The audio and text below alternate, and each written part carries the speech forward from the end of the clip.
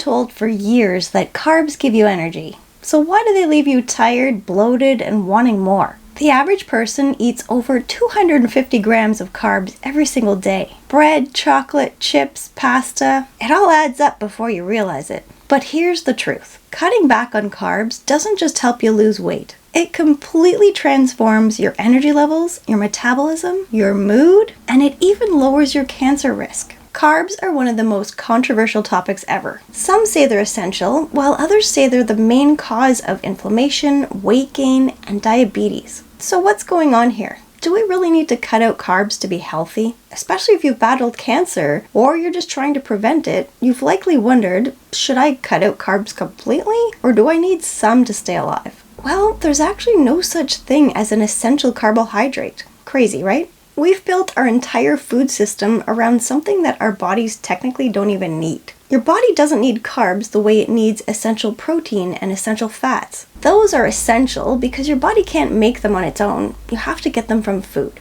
It's something called gluconeogenesis, which is just a fancy word for making new glucose. So yeah, when you don't eat carbs, your body makes its own glucose by converting the amino acids from protein or the glycerol from fat, and just the small amount that you actually need. So is it possible to eat 0 carbs and stay alive? Well, technically, yeah. In fact, entire populations throughout history, like the Inuits, lived on mostly fat and protein without any carbs in sight. And now, millions of people swear by the keto diet because it makes them feel better. It gives them more energy and a leaner body. I know from experience that once your body gets used to running on fewer carbs, you can feel the difference. You begin burning more fat for energy efficiently, and your body produces ketones that give you a more sustainable form of energy than glucose. So that's why most people on the keto diet say they have better mental clarity, fewer sugar cravings, and way more energy all throughout the day. However, before you go and throw out your bread or pasta, let's slow down a minute because obviously not all carbs are created equal. Some can actually give you more energy, help your digestive system, and even strengthen your immune system.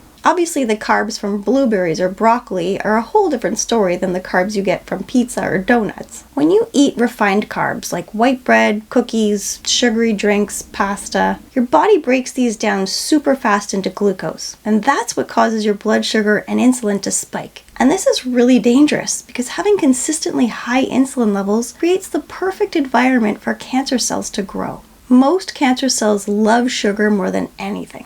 On top of that, when you eat refined carbs all day long, your blood sugar also stays high, which creates inflammation in your body. This is like a slow-burning, invisible fire that doesn't stay contained. It travels through your blood vessels, to your organs, and to your immune cells. So over time, this inflammation starts to wear down your immune system. Your white blood cells don't respond as quickly, illnesses are harder to get over, and your body isn't able to detect abnormal cells like precancerous cells as easily. So as you can imagine, having chronic inflammation and high insulin together creates the perfect storm for cancer. But here's the good news. Complex carbs, on the other hand, from vegetables, beans, lentils, and some whole grains, all contain a ton of fiber, so they don't spike your insulin levels or blood sugar as quickly. And complex carbs give you vitamins, minerals, and antioxidants that all protect your DNA. Like the antioxidants in berries or the polyphenols in beans. These help to fight off the free radicals that can lead to cancer if they get out of hand. So at the end of the day, the type of carb you're eating matters just as much as the amount.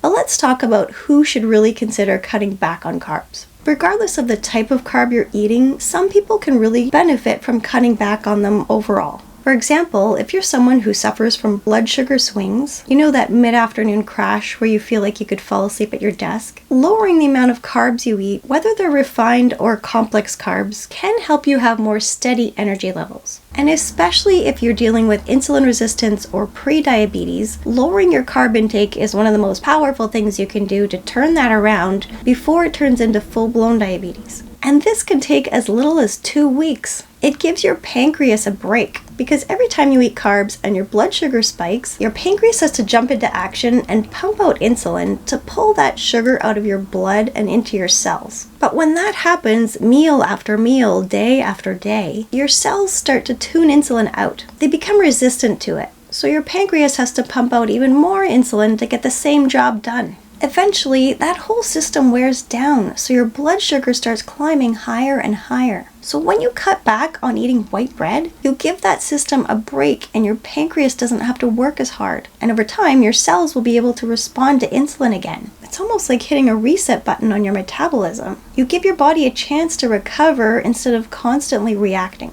I have other videos on how fasting is another amazing way to reverse insulin resistance, but I know that fasting can feel overwhelming for a lot of people, or you may not be able to do it safely right now. So going low carb is actually the next best thing. It mimics some of the same benefits you get from fasting. You also may want to consider going low carb if you have stubborn belly fat that just won't budge, or if you constantly still feel hungry after meals, or if you get brain fog after eating. All of these are big red flags that your body isn't handling carbs very well. So dialing back on them could be exactly what your metabolism needs to reset. And the benefits of going low carb go way beyond blood sugar or weight control. It can also lower your triglycerides and have healthier cholesterol levels, significantly reducing your risk of heart attack and stroke. And let's not forget your brain. High sugar, high carb diets are linked to dementia, poor memory, and even Alzheimer's. Okay, so here's the part everyone wants to know. How many carbs do I really need to be eating? And what if I'm really active and I like to exercise? Don't I need more?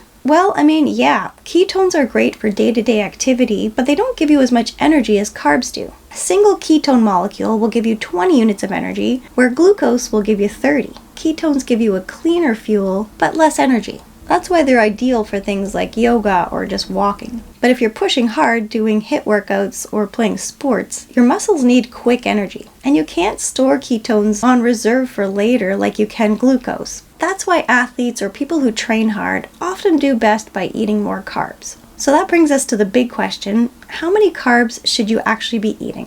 Obviously, it's different for everyone because it depends on your goals, your metabolism, and your activity level. But if you're dealing with insulin resistance, pre-diabetes, or chronic inflammation, keeping carbs on the lower side, like around 50 grams or less per day, and that's healthy, non-refined carbs, this can help to keep your blood sugar more stable, lower your insulin resistance, and your inflammation. But if you're more active, and especially if you lift weights or run or play sports, your body can handle and actually benefit from eating more carbs, like around 100 to 150 a day, but again, healthy carbs like vegetables, fruits, oats, or legumes. But if you're interested in following a keto diet, say for weight loss, cancer prevention, or metabolic therapy, you'll want to go even lower and eat around 20 grams or less of carbs per day. But again, 100 grams of carbs a day from vegetables is completely different than 100 grams of carbs from pancakes or pasta. So if you don't want to obsess over carb counts, just focus on the source. And although we don't technically need carbs to survive, the right type of carbs can help you thrive.